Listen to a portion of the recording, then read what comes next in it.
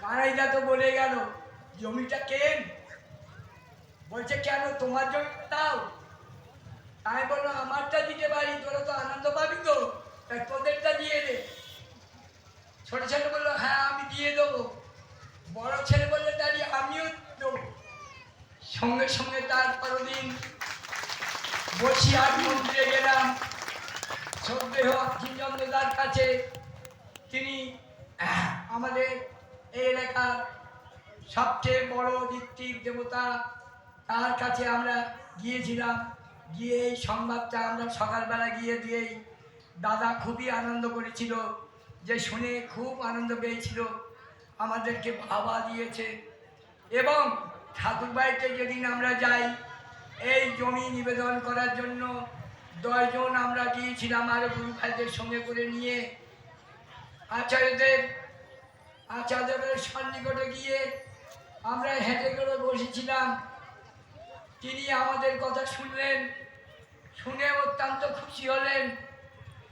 অত্যন্ত খুশি হয়ে বলছেন খুব ভালো হয়েছে, আর আমার অনেক অবগুণ আছে। ঠাকুর মনে আমার চোখের জলে সেই কর্মফলগুলো আমাকে চিরকুটি করছে। আমি এইটাই ভাবছি, সবসময় চোখের জল আসছে। আমি একদম নগণ্য মানুষ, আমি দান করার কেউ নই। তিনি দয়া করে আমার এই দান গ্রহণ করেছেন।